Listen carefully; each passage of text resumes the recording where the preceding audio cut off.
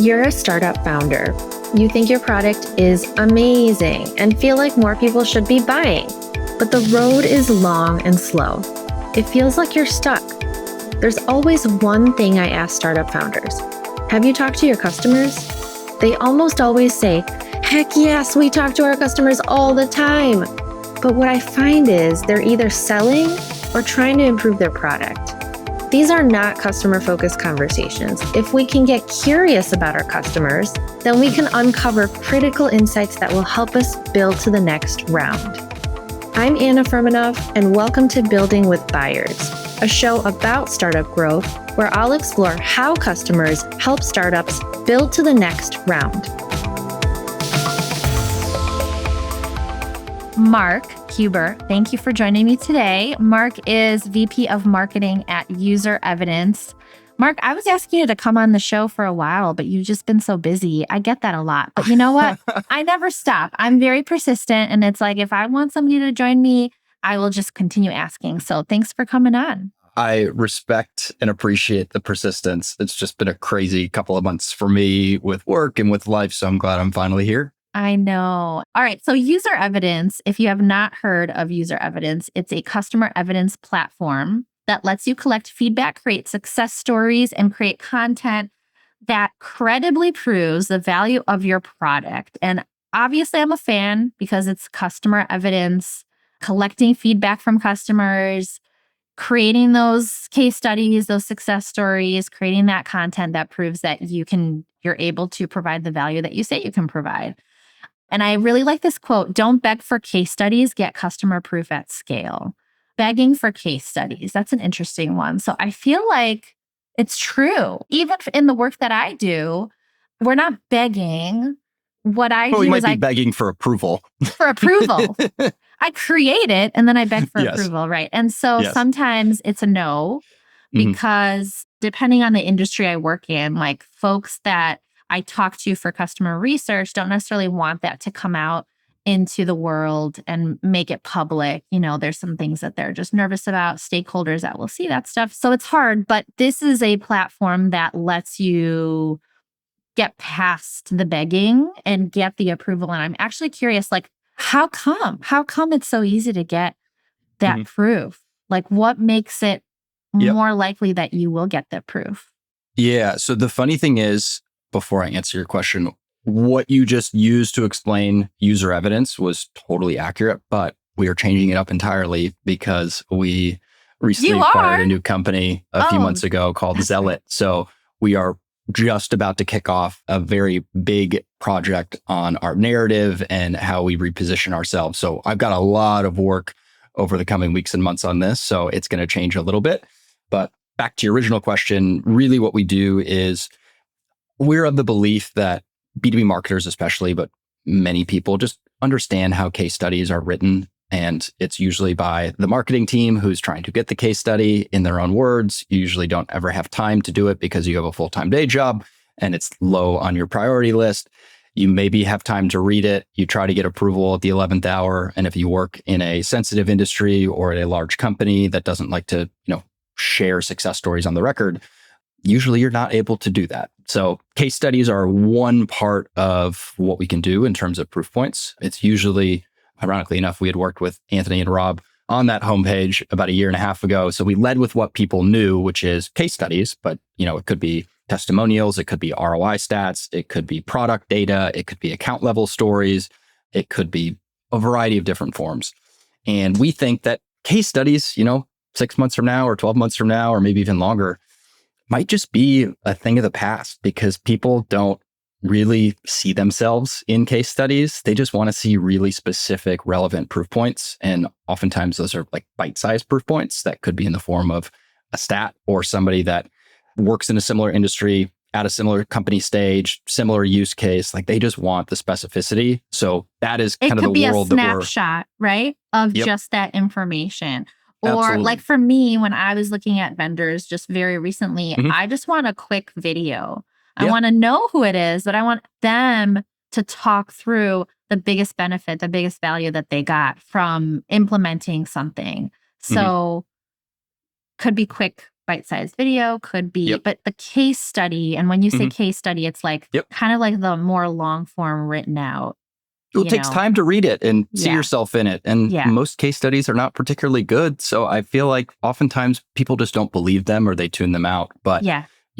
many times, and I've been guilty of this at previous companies, you pick the craziest outlier of performance and success and use that customer or client as your case study. So when you see some big, bold claim that you increased pipeline by 3,000% or, some just extreme metric, sure, you probably did that. Also, the starting point or baseline was probably very low. And that was the outlier. So what we like to do is we like to aggregate, the overall performance of our customers' user base. And then you can start to see, all right, what's like the real performance expectations that I have around this tool? What's the average customer doing? How are they performing? And it's just that much more believable. Okay. Do you need a certain number of customers to have this platform be, Great question. valuable? So the old UserEvidence, which was pre-Zealot acquisition, we used to say that you needed at least about 500 end product users. So not customers, but people who have logins to your tool and are actively using that tool. And that was mostly because you needed at least 500 to get a high enough response rate whenever you were sending out surveys or trying to just get enough input. Mhm. Now, we work with a lot of mid-market and small enterprise companies. And for some of those small enterprise and even, larger enterprise companies, they have tens of thousands of users. So at that point, if you need quick competitive evidence on why someone switched from CRM A to CRM B, you probably have a ton of those users in your user base that have done that. And then you can send a very timely survey that could be, 3 questions, it could be 5 questions to a specific subset of your user base. So you're getting the most specific, relevant responses, not people who bought the tool, 3 years ago and don't even remember what they ate for breakfast this morning. Like they're not going to be able to tell you what their buying motivations were at that point in time, or at least I wouldn't. Totally. So they're the most recent folks too. And do they get anything like for answering that survey? Funny you should ask. So the old UserEvidence, no. The new UserEvidence by way of the Zealot acquisition. So we're now bringing advocate functionality, reference management functionality, and then the existing customer evidence content functionality that we have into one tool. So those are really the 3 pillars that we're seeing right now. And then we'll also have community functionality for advocate communities in there as well. So the reason why I share that is, yes, with the current UserEvidence, you can then incentivize your users to then complete specific advocacy activities for you on your behalf. So it's, part gamification, if you will.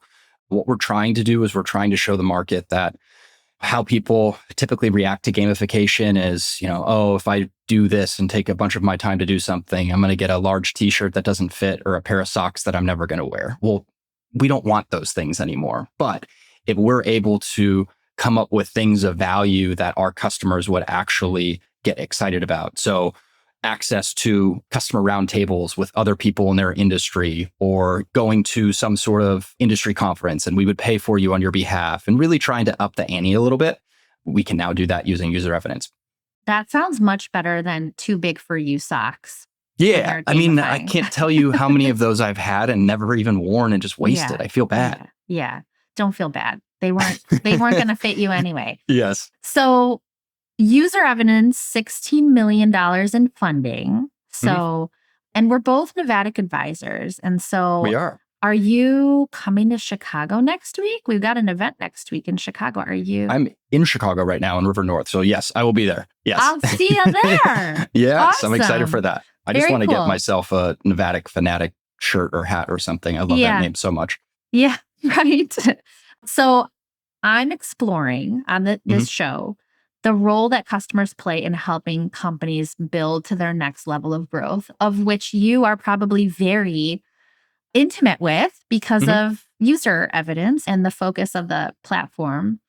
But first, before we get into that, I'd love to learn more about your team. Like who's on the team, what's everyone doing, just to get the lay of the land. Yeah, so we are I'll say team of 3.5 right now. The half is Jillian Hofer, my head of content. She's out on maternity leave. So She is back come January. I thought it was half a person. So I'm glad to hear. So we are working with a part-time content freelancer to try and fill part of her shoes, but she left some very big shoes for us to fill in. So we have Jillian Hofer, we have Alex Eaton, who's my director of product marketing.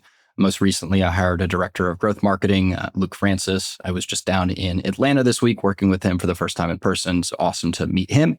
And then we are actively hiring for another product marketing manager that we're just about to kick off the final stage in that process, which is a paid work assignment and presentation. So very soon we will be a team of 5. I'm hoping mentally, I would say sometime between Thanksgiving and Christmas and the holidays, sometime in there would be great. And then I would say we work with a ton of best-in-class agencies and freelancers. So we got a creative agency that we work with, the Algorit team. We have a social media manager who also acts as a content writer, Katie Cooper.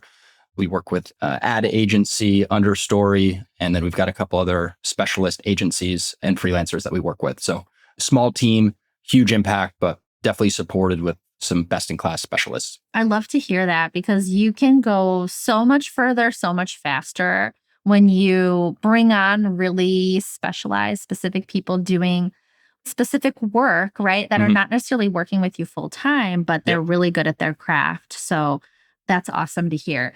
You just told me because of the acquisition that your positioning and messaging is going to change. So I was going to ask you how it's changed from the, before, and then you had worked with Anthony and then it changed after, and how it's landing. So, but Anthony and I just spoke about the fact that if companies want to change their positioning, they need to stick with it for at least 12 months, which you did, right? And so that's always the goal, right? Is sticking with it, which you did. And then you had this acquisition. So, but I'm curious what it was before and what it changed to. And now kind of like, again, you're going to have to change it again. And sort of like, what are your thoughts on where it's going? So kind of like the journey of the positioning and messaging. We'll see how well I can remember this, because this would have been, so I've been here coming up on 2.5 years. So when I first started at UserEvidence, so this would have been July of 23, I'll actually do a quick little story and I'll speed it up, I promise. So I was interviewing in May and June of 2023. And in my final interview presentation, it was essentially, assume you get the gig, what do your first 6 to 12 months look like with a roadmap? Why are you doing certain things? Where are you focused? Blah, blah, blah. So I did everything as the prompt said. And the night before, I had this idea of, all right, you saw a lot at your last company and learned a lot and reflected a lot. Why don't you lead with a slide that says, here are the things we're not going to do in the first 6 to 12 months. And I love that, actually. Used that as the first slide. And the first slide said, we are not going to do a rebrand. We are not going to redo the website. And we are not going to spend, considerable money on ads for various reasons. Evan, my boss, the CEO and one of the co-founders in that presentation said, Mark, sounds great. I totally agree with it. But, we just raised our Series A and the current website is 100% custom. And if you want to go change one word on the homepage, you actually have to go Slack our head of engineering, and he's going to have to do that for you. So we're going to have to do something different. So we look our best bet, or at least best part, for the Series A announcement, which ended up being in September. So what that meant was something I hope to never do again, but it worked out well. It allowed me to get some big confidence and early wins with the co-founders. We did a very quick rebrand and repositioning of UserEvidence, and just, I'd say, an overhaul of how we talk about UserEvidence. So before, they were calling themselves a SaaS platform. And I said in one of those first conversations, like, Evan and Ray, I hope we're a SaaS platform. Like, it's 2023. Most tools are SaaS platforms. So that's not really going to help us here. And they kind of laughed and were like, yeah, you're right. So in conversations that I had with them, and I probably did, I'd say somewhere in the range of like 8 to 10 interviews with our best fit customers at the time. I love that you said that, Mark. Go on. You start to, like, could I have done 25? Maybe. Could I have done 50? You just need 8 maybe. to 10. Yeah. You start to see patterns at 8 to 10, and those patterns get stronger the more that you do them. So thankfully, we used that mix of people to kind of test this out. What I had inherited at the time really was, talking about these ROI stats, the product data, the content that you can create, all of these things. And it wasn't wrong, but people tend to think of social proof really as case studies and testimonials. It's as simple as that. So what we ended up doing was we started to lean more into what are the forms of social proof that people are most familiar with, which is case studies and testimonials. And then once we got them to kind of relate or self-identify with, okay, I have that problem, or, I need help with this, then you can start to layer in the cool things that we can do by way of account level stats and usage, the product stats, the ROI data, the competitive evidence, like sharing things on the record or sharing something anonymously and letting us verify your identity in the back end. Then you can start to layer in the cooler, flashier things, but you need to lead with something that people are most familiar with first, because if you jump right to the end, you're probably going to lose people and they're going to think to themselves, I don't really have that problem. So it evolved into that by way of what we learned and working with the Fletch PMM guys. And then we knew that by way of this acquisition that we were going to have to change how we talk about user evidence. So we were just about to kick that process off now. The way that we're thinking about it at the moment is customer content, some people call it, or customer evidence, that is how we call it. Like content or proof points is one part of the customer marketing and advocacy equation.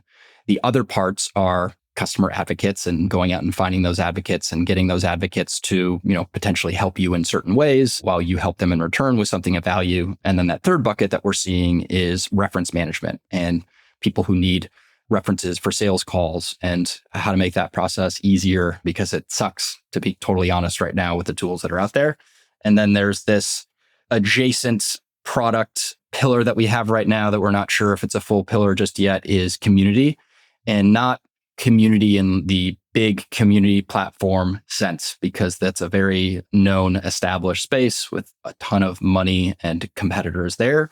It's more so a subset of like your advocate community, which is, not, let's say your Marketo, not the 100,000 plus users that you have. It's probably a couple hundred like true advocate power users, and using them as a way to kind of build a new channel.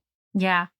Awesome. Okay. So it's kind of gone on this trajectory, but the fact that you kind of like did the customer research, that is awesome. And you went off of data versus assumptions. That is awesome to hear. And totally makes sense. Like now is the right time where you're kind of, you need to change how you position yourself because of this acquisition and how you're going about doing it and how you're thinking about it. Gamification, by the way, is such an untapped opportunity, I feel like, with ecosystem marketing. I'm doing some research right now. So tell me why you think it's an untapped opportunity. Well, I don't hear about this much. And I think it's a very creative way to get your customer superfans to spread word of mouth. It's riding on something that organically happens, which is great. You're so happy that people kind of spread, but they would be happy to do it and then get something back for it. Like being at the top of the leaderboard. It's not like they need to get something like physical all the time. It's just like a game and it's play, and people like to play, whether you're a kid or you're an adult. I think gamification, there is definitely something there, and I think it's untapped, and I think that it's just unique, like to help spread word of mouth. The reason I think it's untapped, I don't think that it is necessarily something that people do, is because, well, it's one of those things that's hard. So it's easier to it's not easy to create customer superfans. You still have to have a valuable product, and you have to have a good experience so that people want to talk about you. But it's easy to build gamification in a way that people want to participate. It has to be thoughtful. It has to be, something needs to be built, right? And so that's why I think there's like a little bit of a barrier to creating that experience of gamification. Why? What were you going to say about that? No, it's awesome. I mean, some of what you shared is what Alex, Eaton, and myself have kind of kicked around with this new narrative, and that you think of all the different channels that people and marketing teams, are using and abusing today, and how competitive all these channels are, whether it's paid or whether it's outbound or whether it's, X led this, X led that, whatever. The channel, and really one of the most cost effective and efficient channels that we all have is staring right in front of us, which is your customers, and they just don't know how to use it. Yes. So we're intentionally not calling it customer-led growth because I think X-led growth just, it kills me a little inside. Like I feel it's a little lazy. So we're going to do something better than that. But do to bring something it back better than to that. gamification. Yeah. And there was an advocacy platform called Influitive. If you had heard of it or familiar with it, they really wrote the customer advocacy playbook a while ago. And there were a lot of happy Influitive customers and people enjoyed the product. But Influitive was acquired by a private equity company sometime in the last, let's say, 12 to maybe 18 months, might be a little bit longer. And since then, they've just completely divested in putting any sort of real resourcing behind it. So the product is not anywhere where it used to be. So our co-founder saw a huge opportunity to acquire a company, Zealot, which offers a couple different things, but advocacy and gamification being two of those big things, because there's a real interest and need for that in the market. And we want to kind of rewrite that old school playbook around gamification for, the next wave of customer marketers and customer advocacy marketers. So we're going to reframe it more around the value that you get for whatever sort of advocacy activity you're, completing or performing on behalf of the company, to really match hey, if you go do a video testimonial for a company, that's going to help them a ton. And if you get like $100 gift card in return for doing that, like the value is not equal to one another. The company is benefiting significantly more. So what we want to try and do is show people how to stand up, gamification in a real meaningful way that end users and customers truly get excited to participate and play along with. It makes the customers that much more tight knit with the company, I think, too. Like there are things that go beyond just like things you can't really see, but you can feel, right? Yep. And Navattic Fanatic program is awesome, right? Like it is basically what we're talking about. So having this opportunity to see it firsthand, to experience it firsthand, you could see how like they're able to kind of ride on this idea of social proof must go beyond case studies. Like case studies is the old way. This is the new way. And I think that Navattic is one of those companies that pushes into like go-to-market, new strategies, new use cases, new, right? And I think it's just brilliant. Like trust is still very much peer-led. Most growth still comes to this day. Word of mouth, referrals, right? Bottom-up adoption. And just like you said, the customers are oftentimes not the focus. The focus is the net new, chasing the net new. And so that's really that's why I built the podcast in such a way where we talk about building with buyers. I talk now much more heavily around like customer marketing and talk to customer marketers. But that's only been I had this podcast since 2020 and only now just started to really understand how important customer marketing isn't an old thing, right? It hasn't been around for that long. I had no idea.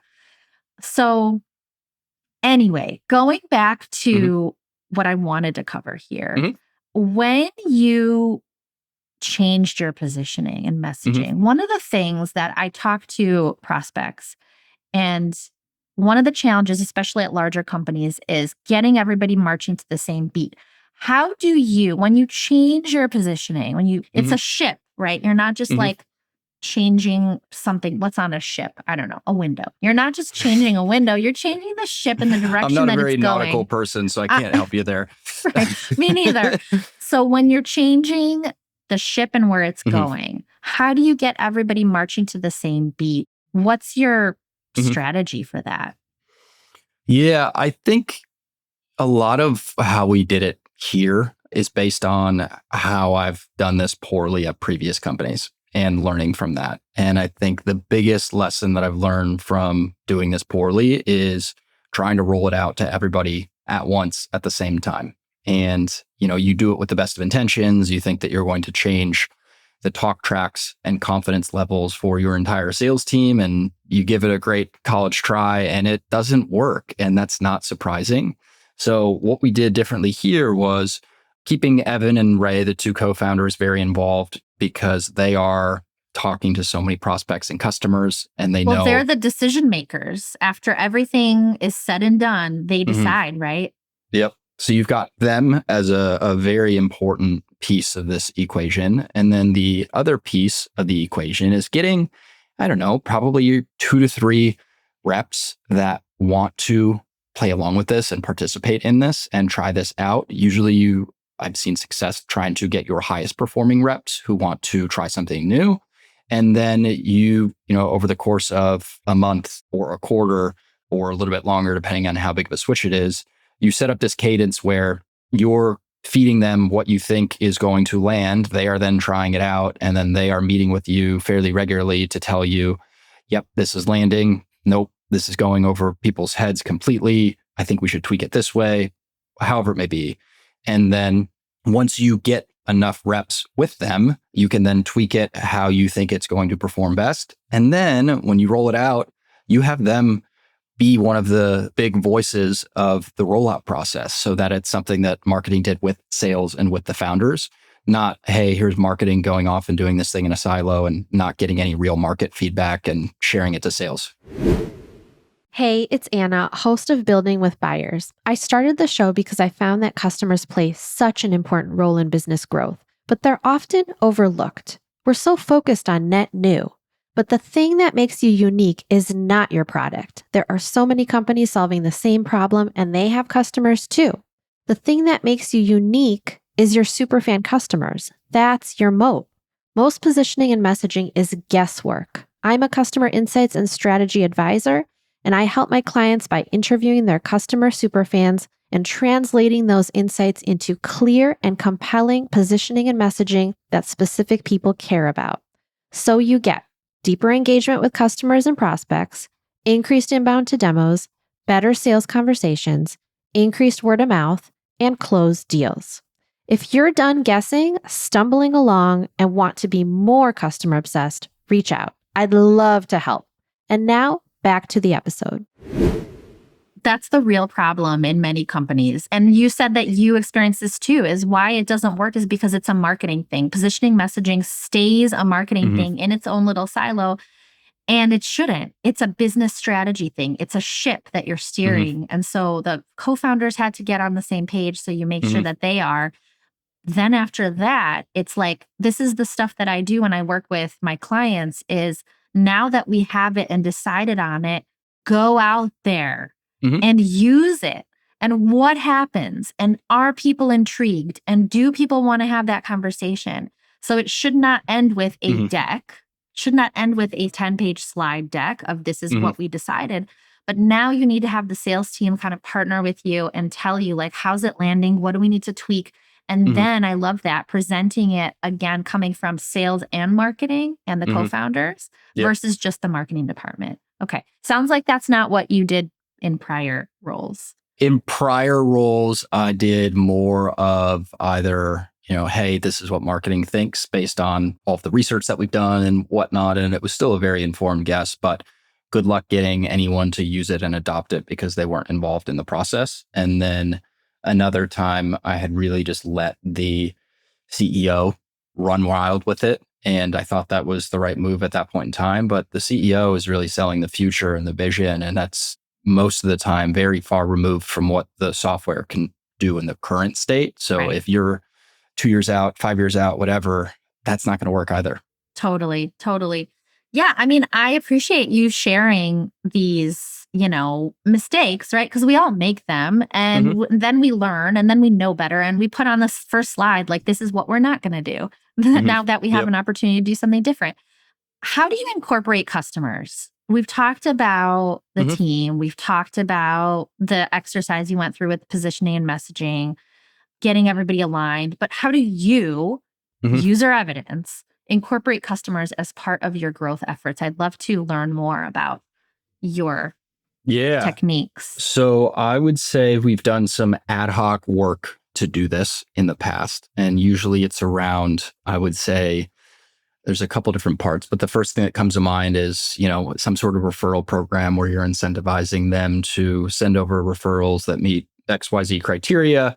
We've done that, a couple times, usually around the holidays when people are looking for some extra money for Christmas presents and holiday presents and whatnot. And it was great for us. But then after the holidays, then we didn't really push for referrals again. So we didn't really have a very consistent motion. So we have two things that we're planning in Q4. Our Q4 starts on November 1st to use Zealot, our new product that we're with the gamification, right? With the gamification to basically create referral missions for people who were using our own tool to go make that happen. And then also using that tool to send out very specific video testimonial requests that they can then fulfill within the platform so that we can use those in our own campaigns. So that's more, I'd say, pipeline oriented.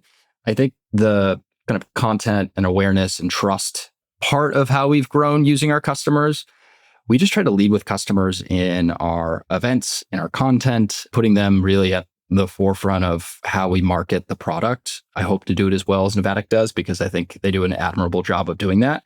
But you could say the same exact thing that your customer says, and it's just inherently that much more believable because the customer is saying it versus the vendor. So we know that that's how people react to big claims and positioning and messaging in the market. So the more that we can lead with customers in video content, in-person events, whether it's our event like Highline or other smaller events like dinners and roadshows that we've done, and really just trying to use those types of relationships as a marketing channel and not just in a very transactional way, but a long-term play. You don't have a customer marketing person on the team. So it's in my hiring plan. I would love to. That would be one of the roles that I would say I really would like to hire for in this coming year. The kicker is that we really aren't our own ICP. Like, we don't meet our ICP criteria. So typically one of the best signals that we have is whether a company has at least one dedicated full-time person in customer marketing or customer advocacy to then use and be the owner of UserEvidence. So it's hard for us because we need to do that at the end of the day, but we don't have the customer marketer. But we also know that we are not in the minority there, that happens to a lot of companies who are out there. Yeah. I was going to ask you, like, why don't you use UserEvidence to incorporate customers as part of your growth? But you told me that you need the 500 users, right? Yeah. So we use UserEvidence. We just don't have truly the volume of users for us to get the consistent output that we would need. So what we typically do is we'll send there's a couple different surveys that we use right now. One, there's like a quarterly census survey that we send out to all of our customers to just update our proof points using the questions that we want to come up with that can then reinforce our value prop and our messaging. So that's done on a quarterly basis. And then what we also do in working with our sales and CS teams is figure out where are there critical moments throughout the customer lifecycle or journey where it would make sense to try and capture feedback from people in a moment where they are most likely to give us like really specific input or feedback. So for example, recently we sent out, or at least set up, a triggered closed loss survey. So we have a triggered closed loss survey that goes out to new business deals that meet our ICP criteria. And then within X number of days of the deal being marked as closed loss, we send out a very specific survey with a question set that is trying to uncover intel on why did we lose that deal and who did we lose that deal to. So that's example number one. Example number two is something that we're going to be setting up in Q4, which is a closed won survey. So we are then going to be sending out to closed won deals, like what were the reasons why they chose us and went with us over other competitors in the space. And then you can use that to inform your messaging on the marketing front and the sales front. I love that you do this because this is customer research and this is the work that I do. The one thing I will say is that people don't know why they didn't buy. You might think like, oh, I know why I didn't buy that, X, because of X, right? But people don't really know why they bought something. And they also don't really know why they didn't buy something, which is something I've realized only after many years of doing customer research. They'll pick the logical answer. You'll go with the logical answer because you like it, because it's comfortable, because there's patterns with that, right? But I encourage you to try and get on 8 to 10 calls with people, with those people that were just maybe like what would be interesting is those people that were like a perfect fit. And for whatever reason, they said it was too expensive and they didn't buy. And I would encourage you to just talk to them and It's actually really one of find the out. questions in the survey is to do exactly that for the reasons that you're sharing. So Yeah. we're thinking the same way. People, I'm telling you, they don't know why they don't buy something. They don't know why they do buy something. I bought this new car because it's fast. I can accelerate fast. They'll talk about all these logical things. But really, it's because I want to impress the ladies or whatever it is, right? Yeah. And that's just like one example. But for other purchases, like in B2B, it won't be that, but it'll be something else. It'll be like my boss or my team or I felt, or you'll be surprised by what you hear. Yep. And so I encourage you to do that. And I'm happy to hear that you are going to do that. Yeah, we've done this before on a project basis, and we're thinking about doing it again, but you can't trust the close lost reasons in your CRM because I can't tell you how many times that our sales team, bless them, has said no budget or bad timing or urgency. And then you go back and listen to the calls, and that's not what is being talked about on the call. So we've worked with a company called Gold Pan that I believe was acquired. We did this about a year ago, where they were the third party that was interviewing and doing closed lost interviews for us. And again, you'd be surprised how much more willing people are and how open they are when they're not talking to the company or the rep at that company. And that was very telling for us as well. When I did closed loss research for a client, they thought one thing. And then when I came back and talked to folks, they were like, I just forgot about them because they never reached out. That was it. Yep. And they thought they were being annoying. So you really do have to go back and find out like the true reason. Yep. And the person won't know. Like you won't know until you dig deeper and ask questions that kind of peel the onion and take them back. It's kind of like a therapist, right? Like, let's think back to that time in childhood, except this is the time when you were buying something. Take me through that journey. Who was there? What were you doing? What was not working? Then you were about to buy it, but you didn't. Like, let's go back to that moment. And so that's really my process and what I highly recommend. Cool. So you told me a lot of stuff about customers and customer advocacy and customer marketing and incorporating customers as part of your growth efforts and the gamification piece, which I am excited about to hear more on how that will go. Let's talk about AI. Yeah. Because, like everyone's talking about AI and I would love to hear more about how you're using it as part of your role. And also like, it's a bit scary. Like there are some use cases where it's kind of scary and the stuff, especially, I have kids and kids using it and how people use it as like, oh gosh, it's crazy. So tell me first, like, let's go light first. How are you using it in your role? And then let's talk about like other things that you feel.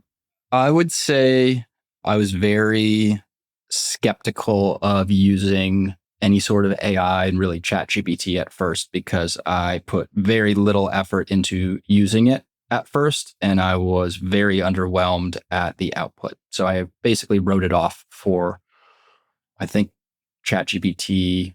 I forget which model it was, but I remember December of 22 was really like the first big release that started to build momentum. And from, I would say, December of 22 to probably, maybe the fall of 23, I wrote it off.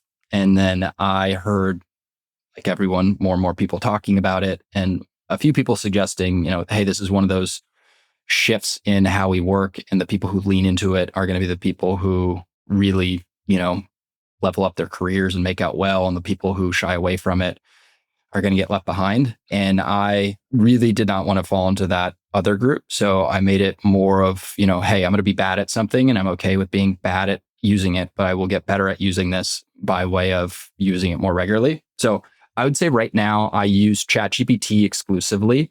I use ChatGPT Pro. And then the real game changer for me was, I want to say it was September of last year. Devin Reed, one of my friends, had told me, hey, you have to download the mobile app and then download the desktop app. And I was like, okay, why? And he said, you can do voice to text. So you don't have to worry about writing the perfect prompt. You can just record these long voice notes and you will get over the hump of, prompt engineering and how to do this and how to do that. So I think that was the first real big shift for me in how I use it. And then over the last probably 6 to 12 months, I've gone pretty hard on projects in ChatGPT. And within projects, like I'll pull up ChatGPT right now. I've got projects for internal marketing, call summaries and analysis, weekly marketing updates for the founders, intro call and email follow-up analysis, board meeting updates, quarterly kickoff presentations, copywriting, email writing. Wow. 101. So there's a ton in here. I think for me, the biggest use case is really exec level communication, truthfully, and figuring out how to, it might be so straightforward to me and easy for me to understand in my head, but when working on big projects and trying to drive change in the company with other execs and non-marketers, you need to figure out how to speak their language so that they can understand it. So I use it really as a way to help me get my communication as clear and concise as possible to sell my ideas and get people on board versus, do I do content creation and LinkedIn posts and editing and whatnot? Like, yeah, I do all of that stuff. But for me, the biggest cheat code has been projects and internal communications and presentations. Internal marketing. Like we are marketers, but we are not just marketing the company. We have to internal market. And that might be like one of the more challenging things because it's hard. It's hard because people want to do what they want to do. And why do we need to do what you want to do? And getting them on the same page and steering that ship. So that is really interesting. What scares you about AI? Anything? What scares me about AI? I think we're all scared of AI to some degree. And I think it's okay to be scared of AI. I think a lot of it is just being scared with the unknowns of where is this going and how quickly is it going to move, because it's almost impossible to keep up with now. And I imagine it's only going to get faster and faster by the probably the day and the week. So I think that is a little scary, but also for me, I just know that I want to lean into this and try and keep up with it. So I use it as motivation to kind of stay or try to stay up with it. I'm trying to get more into the non-chat GPT and just basic LLM use cases. I think I'm probably at like the 201 level. I use the college analogy a lot.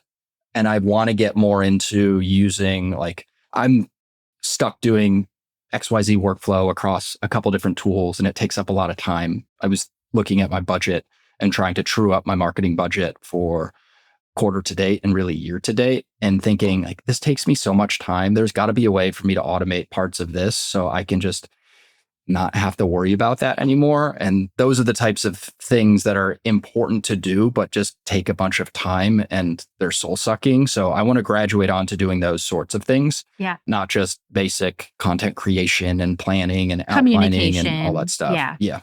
I actually feel the same way as you. Like I've used the tool. I use ChatGPT mostly. I've also started using Claude more because Claude actually speaks more human. So I appreciate that for copy. And then Sora, I started using because Sora scares me. Sora is the most crazy because I look like me. And that could have been anybody like making that thing just with a photo that they have of me. And suddenly now I'm in a video and I'm in like Florida and I'm on a boat. And like I never was doing that. So it's so fake, but it looks so real. And that's crazy. But yeah. But I would say Sora is what scares me the most. And I think the internet can band together around certain things every once in a while, as divisive as the world is. And sometimes you see hilarious stuff from the internet when they band together and create Sora videos that are really funny. But then also there are really scary use cases for Sora. Like I think I saw one where it was Sam Altman, or what looked like to be Sam Altman, shoplifting in a grocery store. And it looked like Sam Altman did There's it. There's a bunch and of videos, of Sam. The fact that that can happen is crazy, because unless the watermark is there, like how do you not know? How do you know that what's real? So how do you know what's fake? I know. And like agree. On Facebook the other day, I was just looking and there's videos. Was it Facebook? Yeah, it was Facebook. And I saw people walking on water with these like techie shoes. And I was like, is that possible now or not? Like, Yep. I'm not sure. I don't know anymore what's real, what's not. So that to me is scary, but I also think it's cool. So I'm trying to balance like the coolness factor and the creativity factor with the scary factor and like trying to make it make sense. Like, do I want this or do I not want this to be out?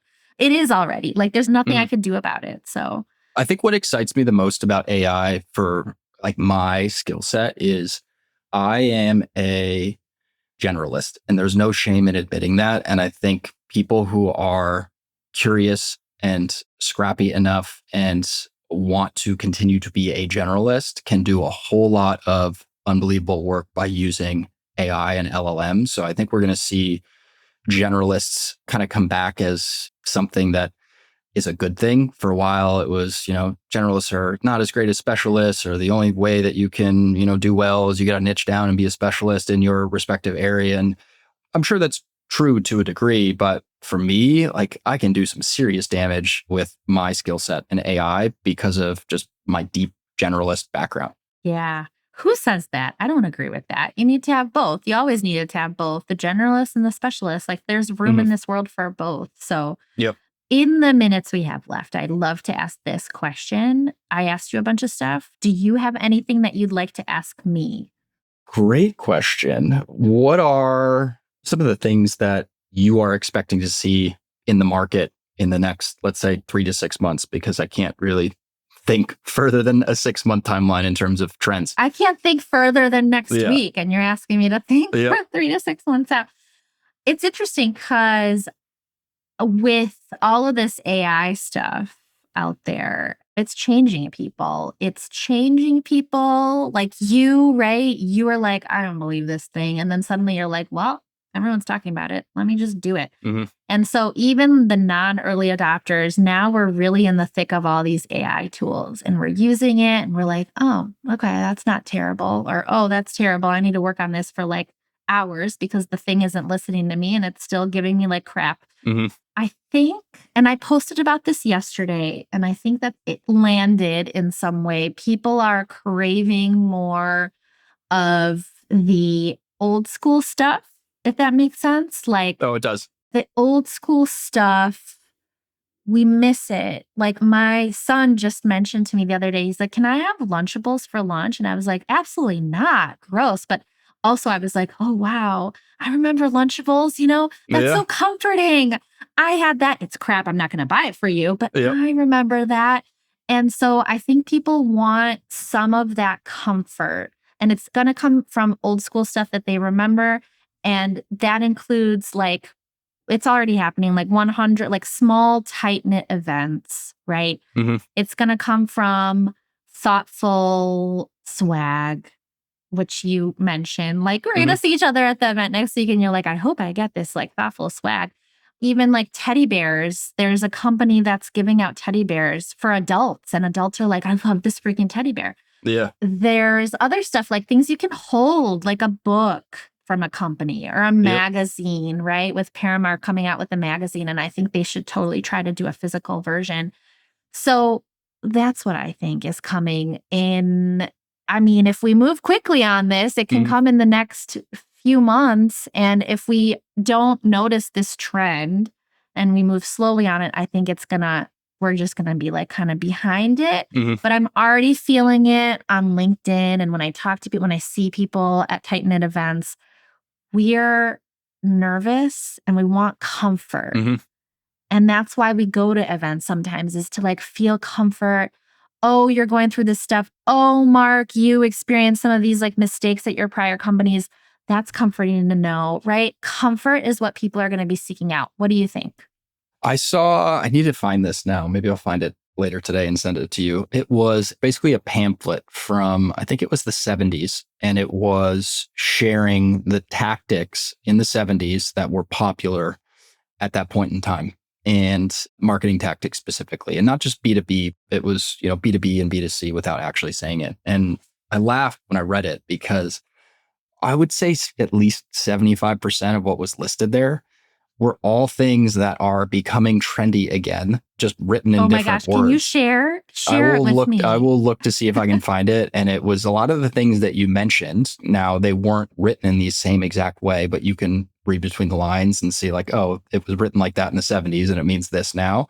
And it was just funny because, we over-indexed on digital and, automation and doing everything at scale and whatnot. And so many of these, tactics that are becoming trendy again are the stuff that used to work and the things that you would do on a smaller scale that might have been difficult to measure, but, performed well. That's so interesting. All right. Share that with me. I'd love to see it. Great question. I can talk about that all day and just like some ideas and theories and all that stuff, but it's coming. It's already kind of happening now. Mm-hmm. I loved our conversation. Mark, thank you so much. UserEvidence sounds amazing. And if you want to check out UserEvidence, go to userevidence.com. And if you want to find Mark, he's on LinkedIn, Mark E. Huber. I'll include a link in the show notes. And Mark, I'll see you next week. Yeah, I'll see you next Tuesday. Thank you for having me. This was fun. Thanks for listening to this episode of Building with Buyers. New episodes drop weekly, so make sure you're following wherever you get your podcasts. You can find me on LinkedIn, Anna Furmanov. Visit my website to learn more about how to turn customer insights into positioning and messaging your buyers will understand, furmanovmarketing.com. And don't forget to leave a review if you're loving the show.